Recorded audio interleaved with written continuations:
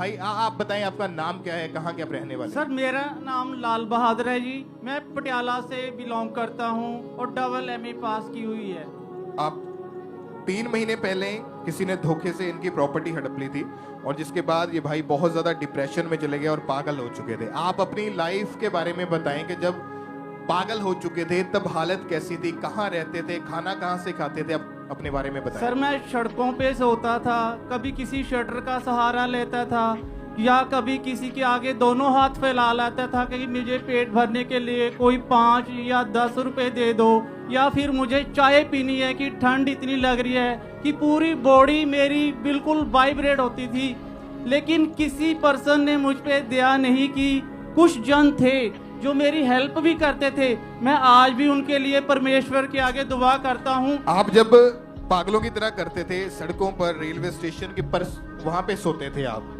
घर नहीं था, छत नहीं थी आपके पास? बिल्कुल भी नहीं। तो खाना फिर कहाँ से खाते थे? सर कभी कभी मैं गुरुद्वारे या हाँ, मतलब जहाँ से भी आपको खाने को मिलता था। लेकिन मेरी कंडीशन ऐसी थी कि मुझे वहाँ कभी एंट्री मिलती थी, कभी नहीं मिलती थी। और जब आपकी हालत भिखारियों की तरह हो गई थी, भिखारियों की तरह आप लोगों से खाना मांगते थे और लोगों ने आपको पागल बोलना शुरू कर दिया था। बिल्कुल जी। बच्चे पत्थर मारते थे आपको, बिल्कुल। आपको गालियां निकालते थे, ऐसी चीजें आपके साथ हो रही थी। बिल्कुल सर। मन में क्या आता था? सुसाइड करने का क्या था? बिल्कुल सर, मैं वही रास्ता चुना सुसाइड का।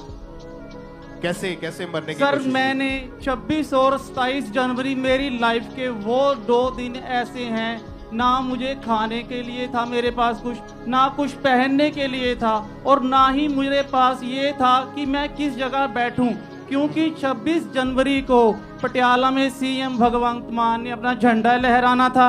इसलिए वहाँ पे सिक्योरिटी इतनी टाइट थी कि मेरे जैसे पागल को सड़क तक किनारा तो क्या, किसी गली में भी किनारा नहीं मिल रहा था।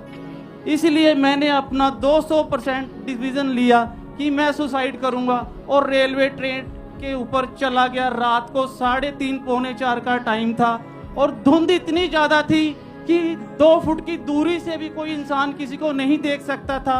जब ट्रेन और मेरे बीच सिर्फ 10 या 15 मीटर का डिस्टेंस रह गया तो एक परमेश्वर के बंदे ने मेरा हाथ पकड़ा। उसने मुझे मारा नहीं, ना पुलिस के हैंड ओवर किया। उसने मुझे जस्ट कहा अंकल चाय पियोगे, और मैं उनके साथ हो लिया। और उसके बाद उस ने मुझे एक चर्च का रास्ता दिखाया। उस चर्च में जब मैं गया, वहाँ मेरी किसी ने फरियाद सुनी और उन्होंने मुझे 250 रुपए दिए कि ये एक जलंधर अंकुर नूरुल्लाह की चर्च है, तू वहाँ पर चला जा, तेरी पूरी हेल्प होगी। क्योंकि आपके पास किराया खर्चने के लिए भी पैसे बिल्कुल भी नहीं, बस की टिकट लेने के लिए बिल्कुल भी नहीं। किसी ने 200-250 रुपए आपको दिया।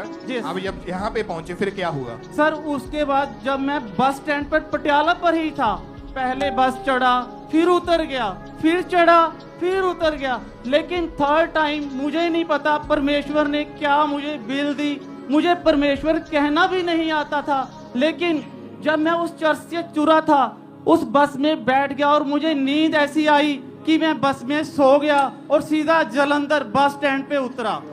यहाँ उतरने के बाद जब मैं बस स्टैंड से बाहर आया तो मैंने किसी पर्सन से पूछा कि मैंने अंकल की चर्च जाना है। फिर किसी से पूछा। ये जब पागल हो चुके थे तो उस समय समझ नहीं थी नाम कैसे लेना है या कहाँ जाना है, तब किसी ने फिर अंकुर नूरुल्लाह मिनिस्ट्री का आपको बताया? Yes sir. जब चर्च में आए फिर क्या हुआ? सर जब मैं चर्च में आया, इस गेट से आया था, वहां पर जब मेरा पैर पहली एंट्री हुई पहली बार, तो मुझे अचानक से पता नहीं कैसे महसूस हुआ, क्या हो रहा था मेरी बॉडी के साथ, कि मुझे एक सिस्टर ने गाइड किया और सीधा रिसेप्शन पे ले आए। लेकिन मुझे पता था कि वो परमेश्वर की भेजी हुई कोई एंजल थी जो मुझे सीधा रिसेप्शन पे ले गई। आप बिलीव नहीं करोगे कि मेरी बॉडी से इतनी गंदी स्मेल आ रही थी, मेरे कपड़ों से इतनी गंदी दुर्गंध थी कि गटर का जो कॉकरोच होता है उससे भी नहीं आती, मेरे से इतनी गंदी स्मेल आ रही थी। लेकिन इस चर्च के उस पर्सनों ने मुझे ये बोला कि अंकल करीब आओ, क्या हुआ आपके साथ। मैं उनसे पीछे हट रहा था कि कहीं मेरी बॉडी की स्मेल के कारण ये मुझे बाहर ना कर दें, लेकिन ऐसा बिल्कुल भी नहीं हुआ। इन्होंने मुझे सबसे पहले ये कहा, अंकल खाना खाओगे? चाय पियोगे या रोटी खाओगे, और मुझे चेयर पे बिठा के खाना खिलाया। तारीफ करें पहले परमेश्वर की। ये खुदा का भवन है, परमेश्वर का घर है। तो यहाँ पे आने के लिए आपको साफ होने की जरूरत नहीं है। परमेश्वर ने कहा तू जैसा भी है, तू पाप में है, तू गंदा है, तू मैला है, तू जैसा भी है, तू मेरे पास आ, मैं तुझे साफ करूंगा। और जब ये परमेश्वर के भवन में आए तो लगातार ये चर्च में जब बैठे, प्रेयर को इन्होंने सुना, फिर इन्होंने अपना जीवन प्रभु को दिया, मन बनाया कि मैं बैप्टिज्म लूंगा। 4 फरवरी 2024 को इन्होंने अपना जीवन प्रभु को देने का फैसला लिया और उस दिन परमेश्वर की दासी ने इनके ऊपर ले हैंड प्रेयर करी।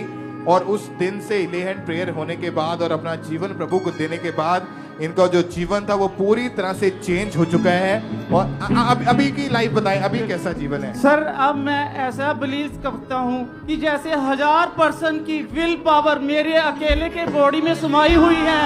मैं ऐसा कर सकता हूँ जिसके लिए परमेश्वर ने मुझे चुना है, और मैं करूंगा, फॉर एवर करूंगा, दिन हो या रात हो। मैं अपने इस ईश्वर के लिए जो कुछ बोलेगा, यहाँ का हर जन मेरे लिए परमेश्वर का रूप है। वो दिन हो या रात हो, कहीं भी बोलेंगे मैं उस काम के लिए तैयार हूँ। For ever, for ever. Hallelujah, hallelujah. है यहोवा, किससे दी क्यों आले है, संग है यहोवा।